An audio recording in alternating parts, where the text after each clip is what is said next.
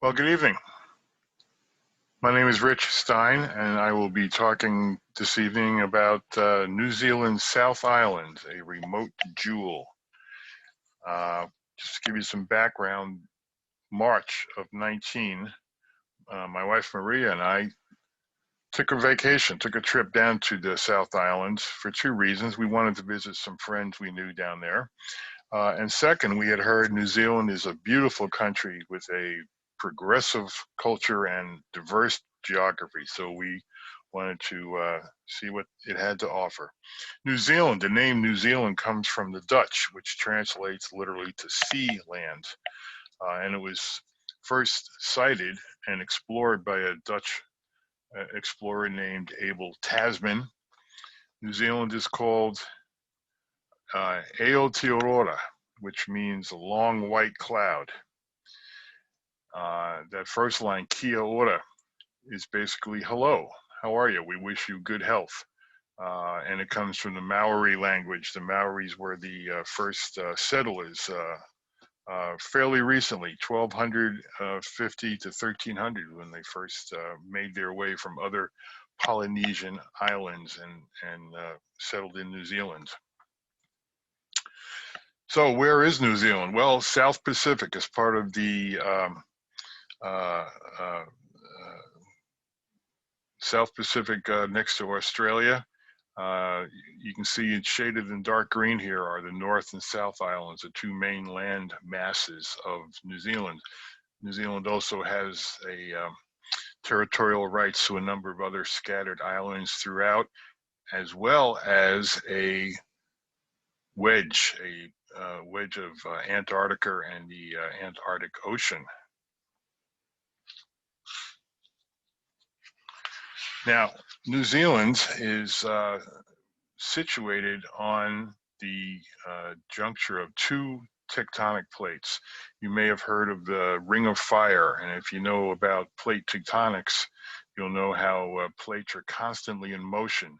And it just so happens that down here on the in New Zealand is where the Pacific plate meets the Indian Australian plate. And typical to any plate boundaries like we see here, they're all prone to earthquakes and volcanic action. And you can see the map where the Pacific, this is basically the extent of the Pacific plate as it abuts not just India, Australia, but the North American plate and the Antarctic plate, among others. So the point here is that the plate boundary runs between runs up the spine of the South Island. Here's the South Island of New Zealand, and it's called the Alpine Fault, running southwest northeast through the islands. And there are a number of places along this fault that you can actually see that fault line, and we will see a couple of them as we get into this presentation. So just to heads up there. Now, the question might be, well, how big is the South Island? Well, if I put a map of the Midwest United States up here and overlay New Zealand, the two main islands, you can see the size comparison. And if I bring in and highlight the state of Illinois, and then put some numbers up here, it's very close in size to the South Island. There's only about a 200 square mile difference in size between Illinois and the South Island. So that's the size, but if you look at the population of those two entities, Illinois itself, almost 13 million people in the state, and even looking at non-Chicagoland Illinois, everything that's downstate, they've still got over 3 million. And compare that to the South Island of New Zealand, which is just over 1 million. So quite the difference there. So when you talk about density, you know, population per square mile, you can see where the South Island is very sparsely populated. So our journey begins. What's it take to get down there? So we left Chicago, got a plane in the evening out to LA, and then just about midnight got a a late flight direct to Auckland, New Zealand. And you can see down here, that flight went for 13.5 hours. So it was pretty amazing. We got on, and around 1 o'clock in the morning, they fed us, I guess it would be called dinner, a late dinner.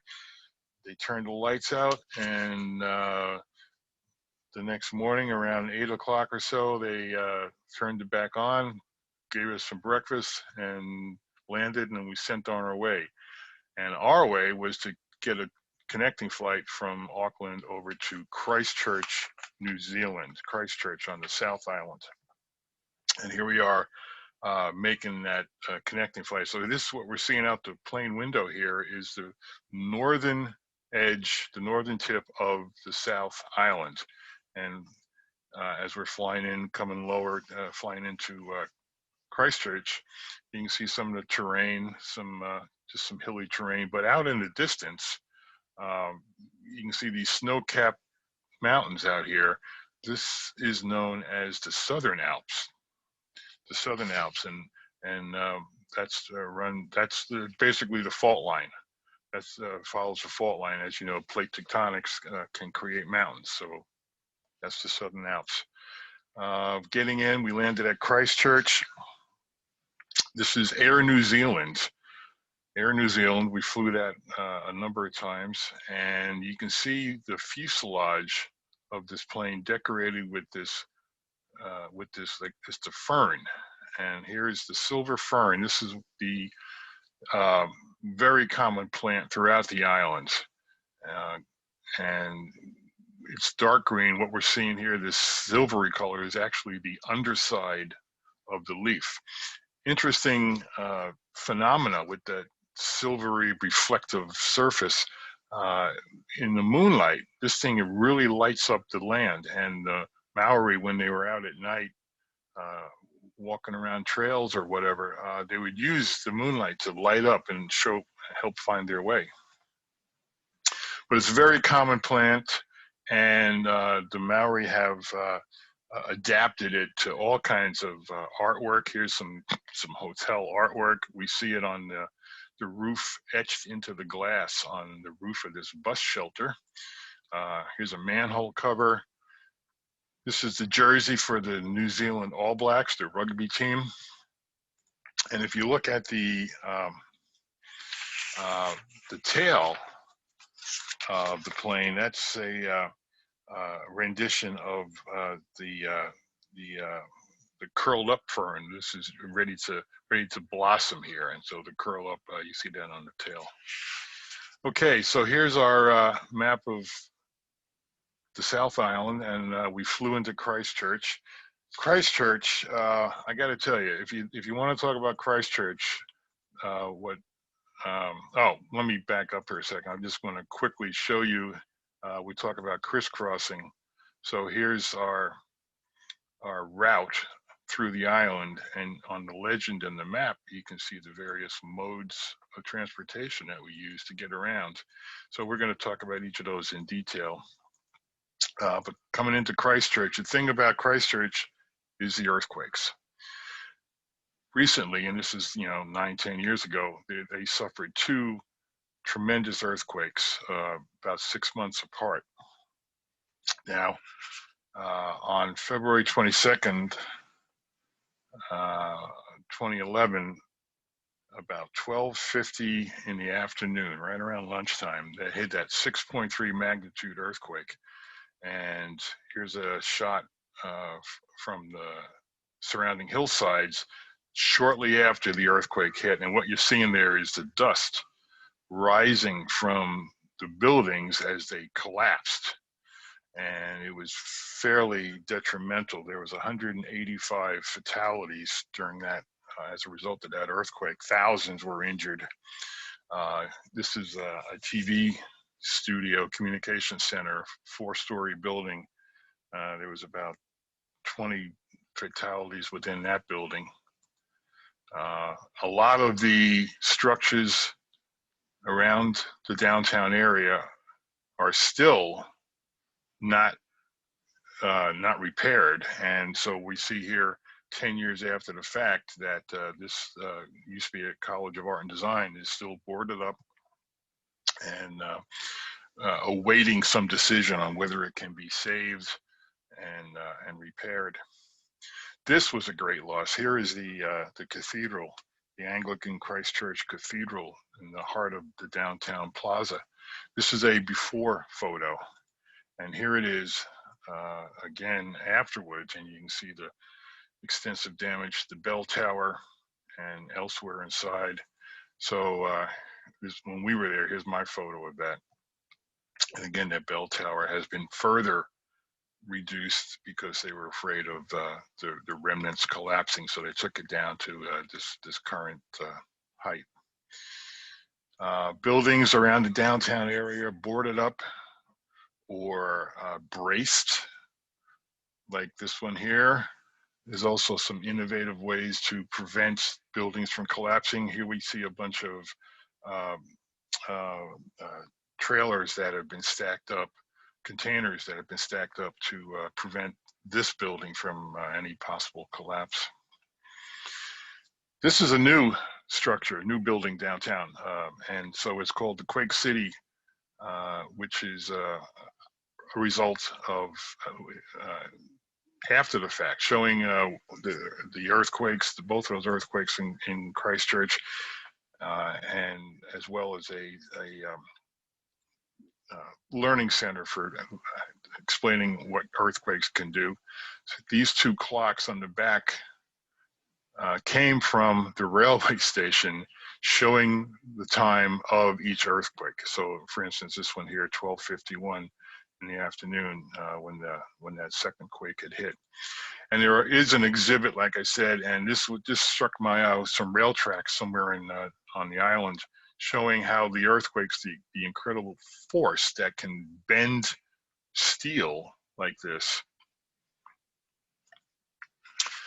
But Christchurch is rebuilding, and when we were there, here's a new structure going up. I believe this is the new city hall that is being constructed. Another one that was recently opened when we were there is the Central Library. Now this is also on that main downtown plaza, right across from the ruins of that cathedral. Gorgeous building, gorgeous building. And I want to point out, there's a couple of things we learned about the design of this building, and one of them is the color, which is this kind of tan beige color reminiscent of the nearby sandstone hills outside of Christchurch. And the other, if you look at these diagonal triangular elements, design elements on the facade of the building, that is representative of the flax plant that grows nearby. So you can see the similarity there. Inside, they got a gorgeous 4-story atrium. And I'll also point out the culture here. So there are, in fact, 3 official languages in New Zealand, and we have English, and then the second one here on the left is the Maori language, okay, and the third official language is New Zealand Sign Language. And this guy in the middle of the stairway, this sculpture, represents Tawaki, and in Maori mythology, he is a supernatural being associated with thunder and lightning. Okay, so here's another aerial photograph taken shortly after that earthquake had occurred. And we're again on the downtown area. You can see a couple things. You can see all the vacant lots. This is maybe a year or so after the earthquake. So a lot of the rubble has been cleared out. All right, and what's remaining are the vacant lots. And also, as we were walking around, we noticed a ton of vacant walls. And also on those walls, the artists, there were murals everywhere. And so every time we spent a total of maybe 5 days on 3 separate occasions walking around Christchurch, and everywhere you turn there are murals. So I'll take a minute here and just scroll through some of these photographs of murals. Not unlike what you see around Chicago. if you out walking around various neighborhoods of Chicago, you'll see very similar wall art like these murals. This one looks like a takeoff on Alice in Wonderland.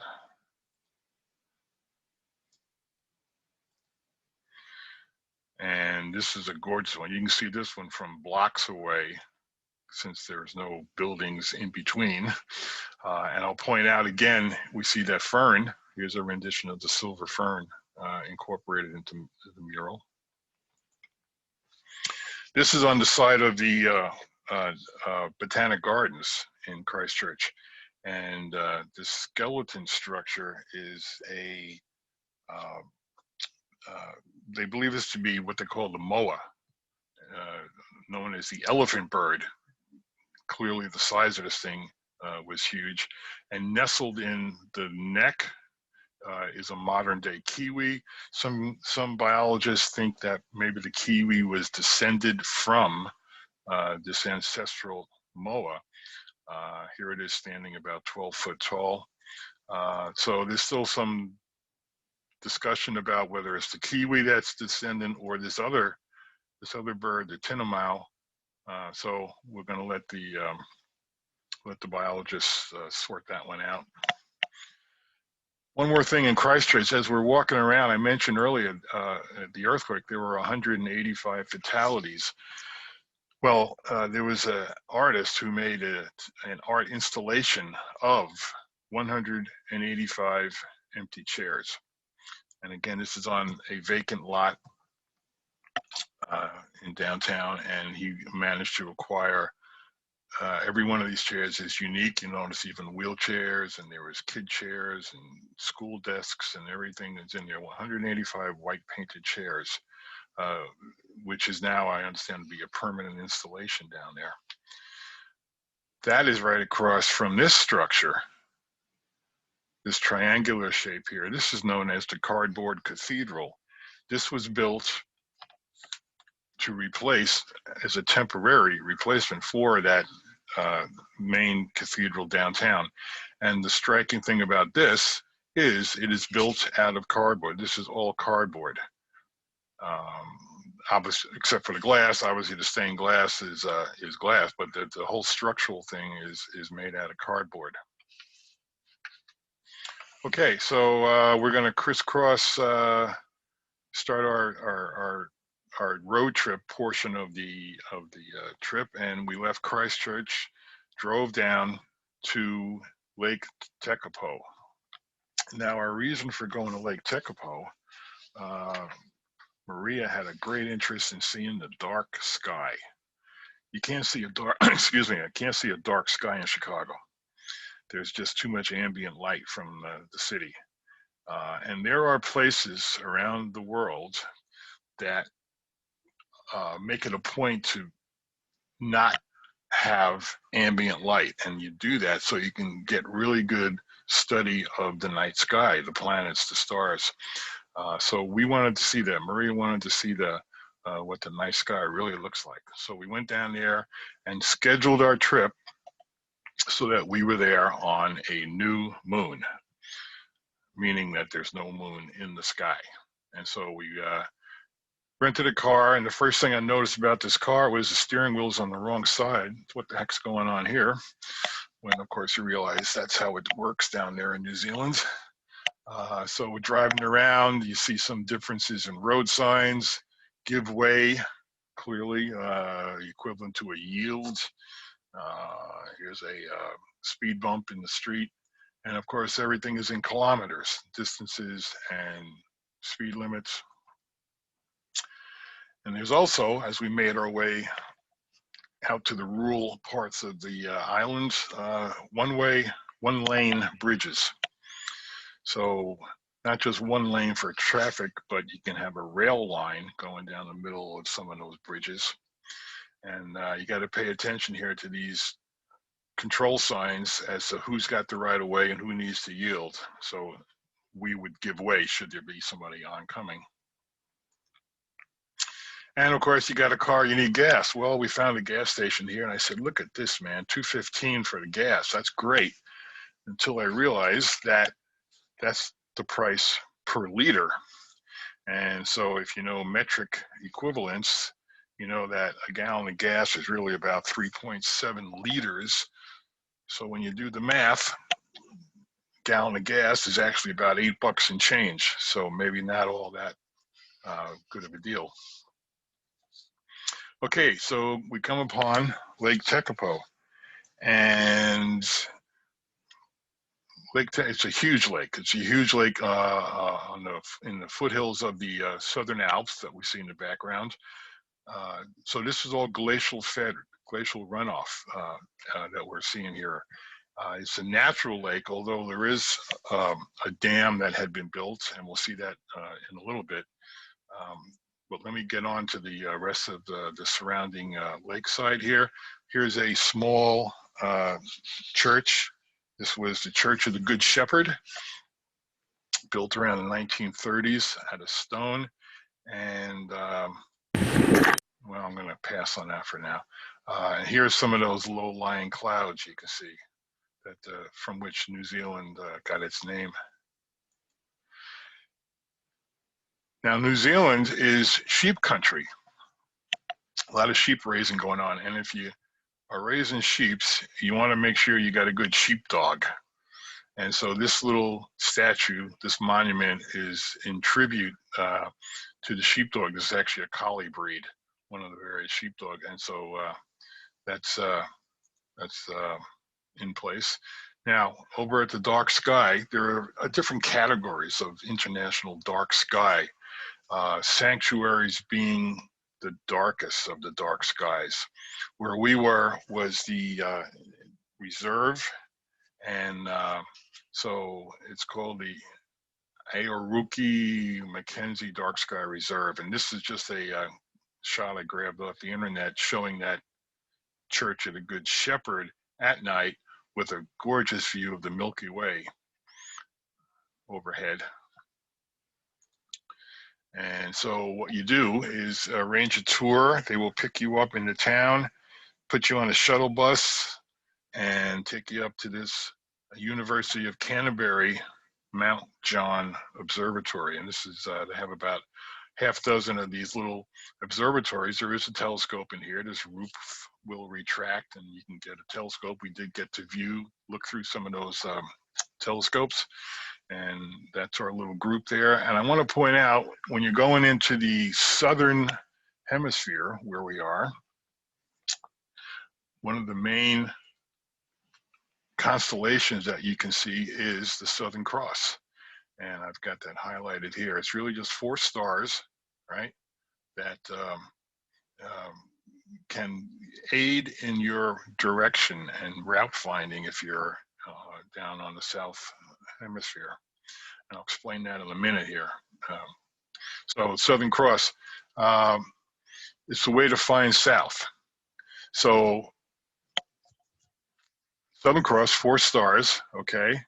And I'll go back here one. I think I saw the pointers. Yeah, we're kind of looking at this sideways. This is our 2 pointer stars, and here's our 4 points. It's like a diamond shape, 4 points to the Southern Cross. So you got the pointers pointing to that, and if you were to draw a line, drop a perpendicular line from the middle of the pointers, okay, and then draw a line from the longer axis of the Southern Cross stars, all right, and where those 2 lines intersect, there's no star here, but it's called the South Celestial Pole. So that location is directly over the South Pole. So that's how you would find your way if you were out sailing a ship at night through the Southern Ocean. And of course, the Southern Cross is also a major component of the New Zealand national flag.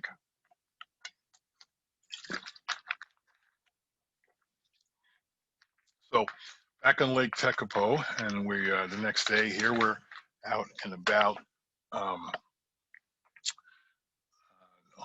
some of the shore. Now it looks like a kind of a cool, cloudy, overcast day.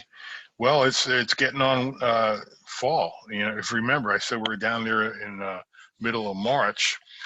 March in the southern hemisphere is fall, and so you got to remember the seasons are reversed. So it was starting to cool off. You didn't see too many people out on boats or out sunbathing or anything. So I mentioned Lake Tecapo is a natural lake. It is, however, been augmented, built up a little bit with a dam. So I am standing on the dam. The lake is behind me, and I'm looking at this canal that has been, so water is coming through the dam, controlled through these gates, and going down this canal. And I always knew canals were kind of good for irrigating crops. And I said, well, I didn't see a whole lot of cropland on the way up here. And that's because this particular canal is used for hydroelectric generation. I'm going to take a minute and explain this map right here. So here's Lake Tecapo. Here's the dam. Here's where I was standing just a minute ago taking that photograph. Okay, and you can see the canal comes down from the dam and then veers away from the actual river. Okay, and the canal comes over here and puts its water into this other lake, Lake Pukaki. Okay, so it stores some water here, and look, we got another dam. And every one of these dams is generating hydroelectricity. So another canal at this dam, does it go in the stream? No, it comes down and dumps water into this other lake, through which it goes into another dam, and on and on. And so this water is being recycled, reused to generate electricity every time it winds up going through a dam. So back to Christchurch, and we spent a day there, got on this train, and it's the Trans-Alpine Express, and literally up and over the Southern Alps.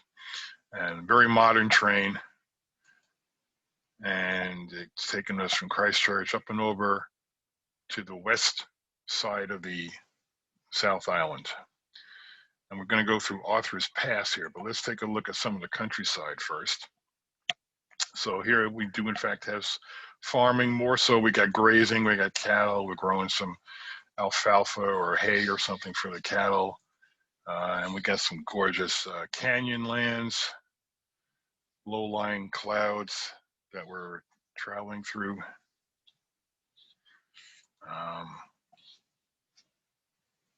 Gorgeous streams, braided streams for a lot of glacial runoff. And we get to the top of the pass. This is Arthur's Pass. And Arthur's Pass is a national park. In fact, it was the first national park on the South Island.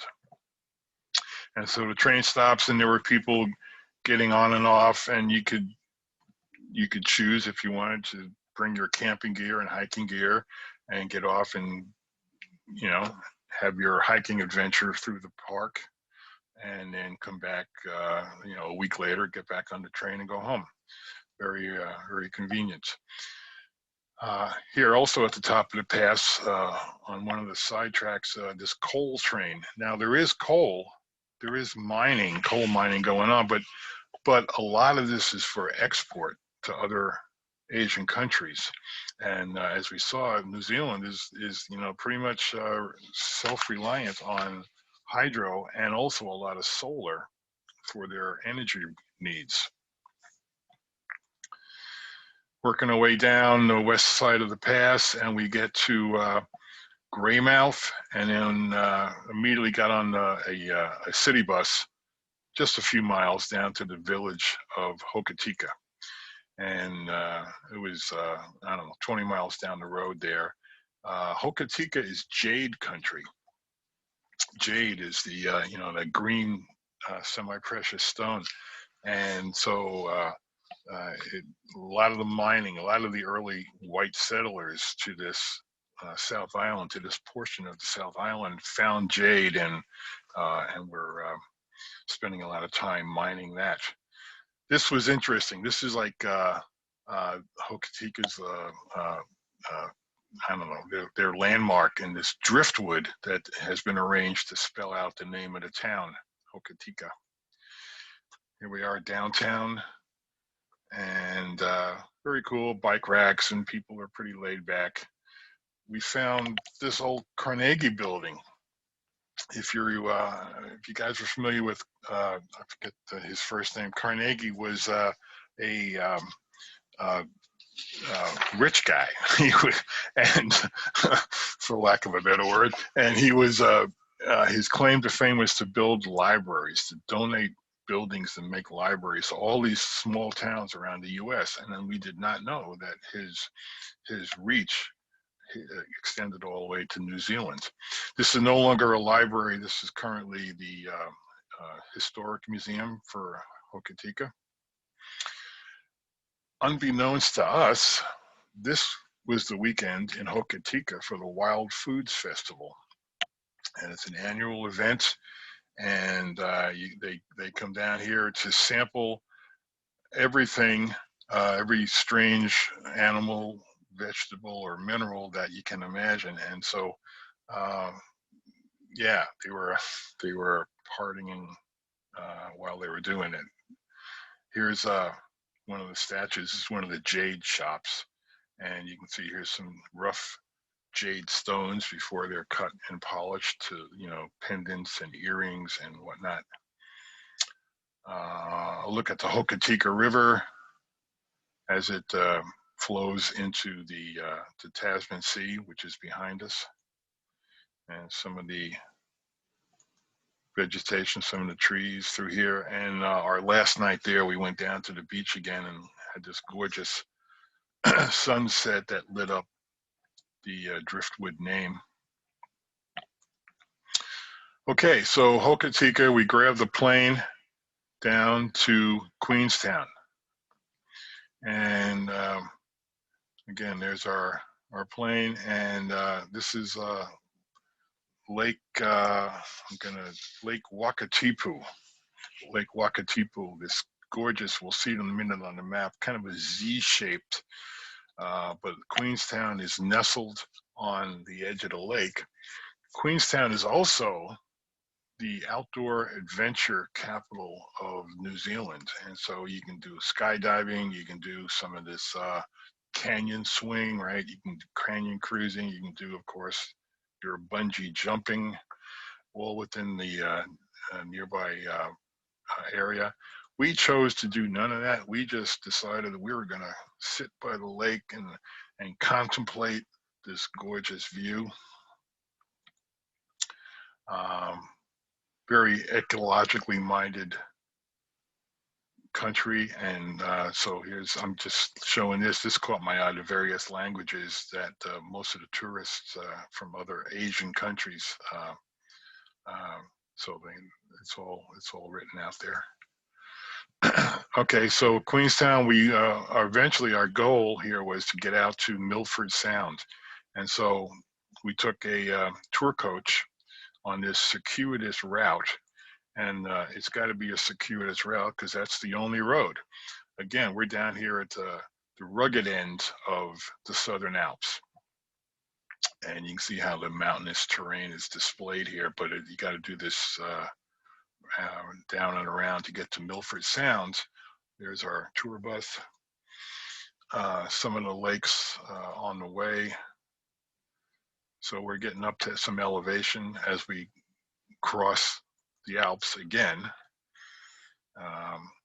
And of course, when you do the tour bus tour, it's always a great way to find yourself in silent solo contemplation. Here's the tunnel. You can barely see the tunnel ahead of us. I'm going to start the video here. But this is a one-lane tunnel. Top of the Homer Tunnel where we are now, just a little under 1,000 meters above sea level, about 950 at this point. Waterfall coming off the side of the mountain. The tunnel itself, 1.2 kilometers long. ridge line, waiting for light. And we're getting a green light, there it is. Green, so we might just cruise on through, and we'll have a stop on the other side. We had great speeds ready for the driver.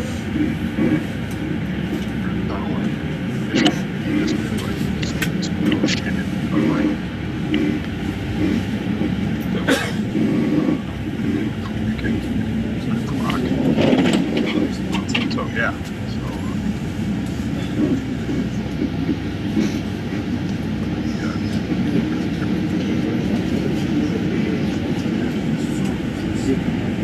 Walls are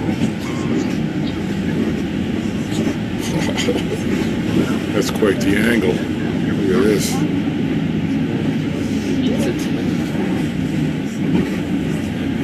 going to pause that for a minute and get going here. And on our way on the other side of the mountain, we ran into this lovely couple. They were enjoying the scenery. And you can see the road as it switchbacks down the mountain towards Milford Sound. And here's a little map I found showing in red, of course, is the road coming into the town of Milford, which is in Milford Sound, and that in the background is the Tasman Sea. What we did there was to get on a boat, and there it is, the Milford Mariner. And this was like about a 4-hour cruise, just out and about, out and back. But it gave you a little taste of what the canyon, which is what this is, a canyon, glacial carved canyon. Now the thing about this, I mentioned way back at the beginning that you could see there was 2 places where you can actually see the fault line. And so before you can see the fault line, you got to see these sea lions. And there it is. There's the fault line. You can see this crack kind of going up through the side here of this hill. That is the fault between the 2 plates. And then that evening, we were back in a little town just down the road from Milford. And the next day, made our way again on a city bus over to the city of Dunedin. Now, Dunedin is a Scottish name. I'll get to that in a minute here, but this is some shots of the road. There's our tour bus. And crossing in a designated crosswalk. They have these striped poles. And I got to tell you, the drivers were very courteous, very adamant about stopping for as soon as you put your foot down on the crosswalk. So we're going through farm country again, and here, looking out, yeah, cows, okay, we've seen cows, yeah, okay, sheep, yeah, it's sheep country. And here we got deer, and look, they're all herded up and fenced up in these fields, and I'm like, what the heck? And someone told me later, yep, they do deer farming down there. They'll use it for meat, they'll use it for hide, they'll use it for any other parts of the animal. So Dunedin, the city of Dunedin, celebrating its 150th anniversary that year. It's an old Scottish town, and the original Dunedin is in Scotland, and so a lot of Scottish settlers, and hence a lot of old Scottish type architecture. It was a great building, and so this I'm not sure of the era that this architecture represents, but it's juxtaposed with this Art Deco building right next to it. Here's the railway station. Gorgeous old building. Inside, stained glass, tile work, well kept, amazing artwork from years ago. And here's where we picked up the Tyree Gorge Railway. Now this is more of a historic, tourist kind of oriented railway. And it goes from Dunedin. You can see the red line just out here. That's the town of Middlemarch. So it's kind of just out and back, and there are no connections. Now, at one time, we'll see shortly that it used to go all the way around. I'll talk about that in a minute. But the ride is it chugs up the canyon. You can see everybody hanging out the ends of the cars. Here's one of the stops halfway up. And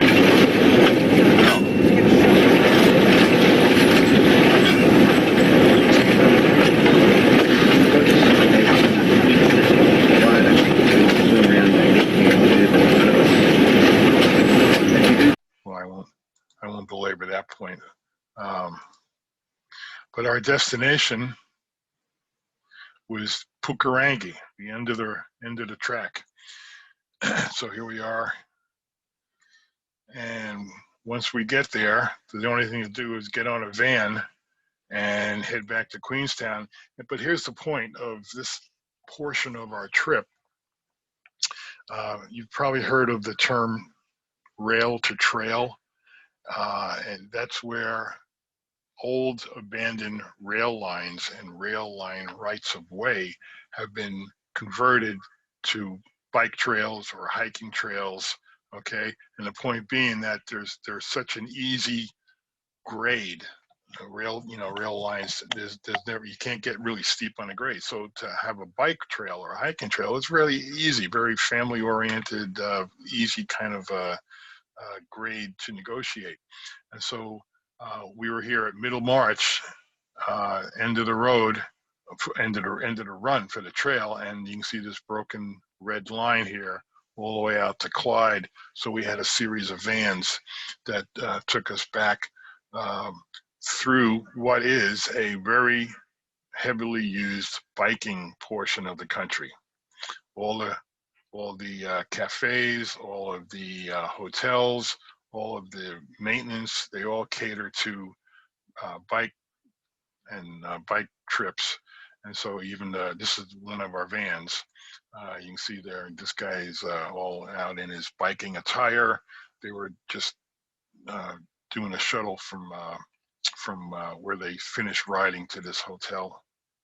So we took that all the way back to Queenstown, flew back to Christchurch for one quick night, and then the next day, yet another train up the coast.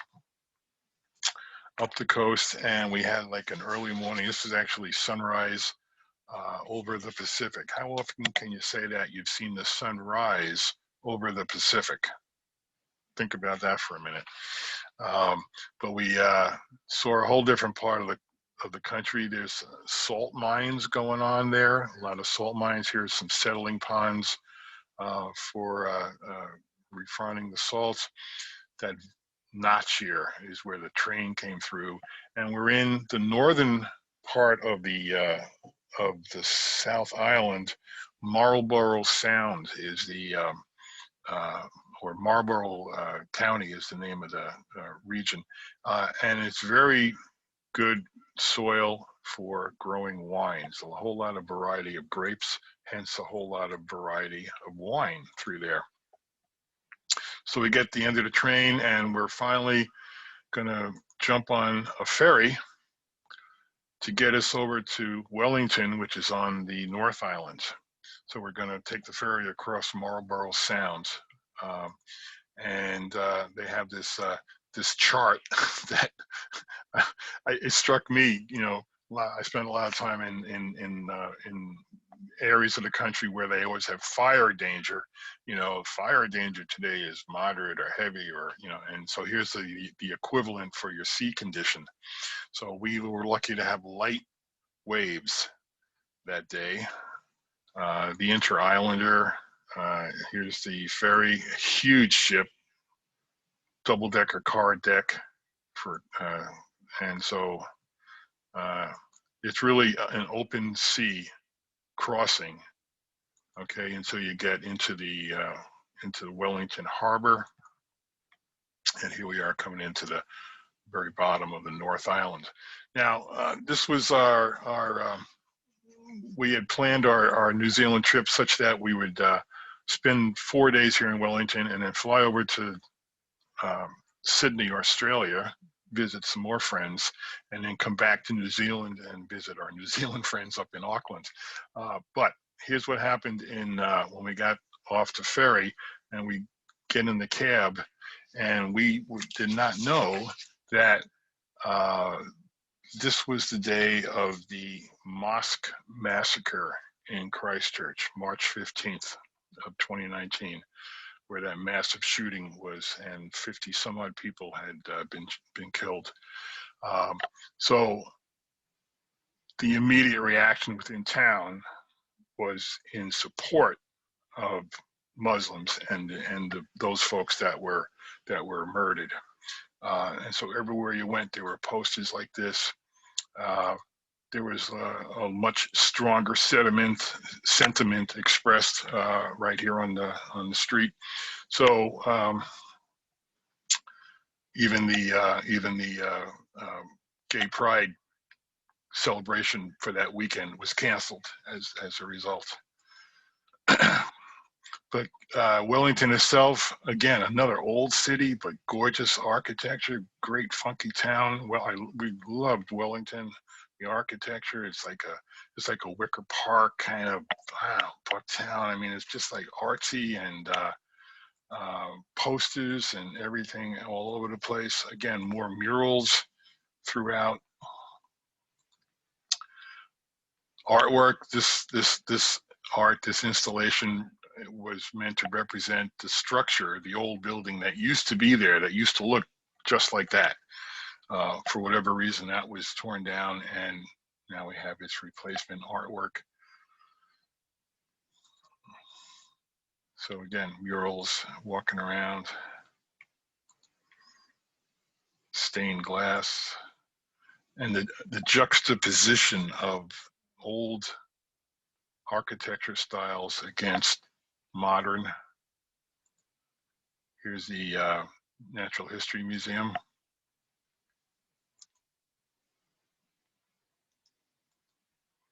They have a cable car. Here's the entrance. You can see the little cable car model on this pylon, and you walk through that alleyway and you get on this cable car, which gives you a gorgeous view of the harbor.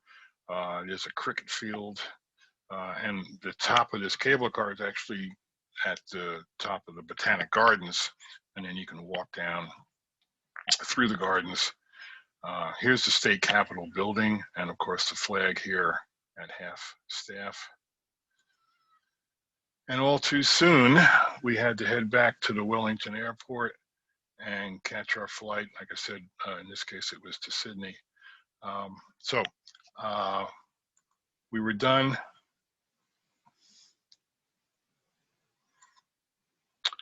Here's Sydney. And again, this is the Opera House. If you're familiar with the Opera House, they have lit up the Opera House for various celebrations. In this case, it was to show the Silver Fern in memory.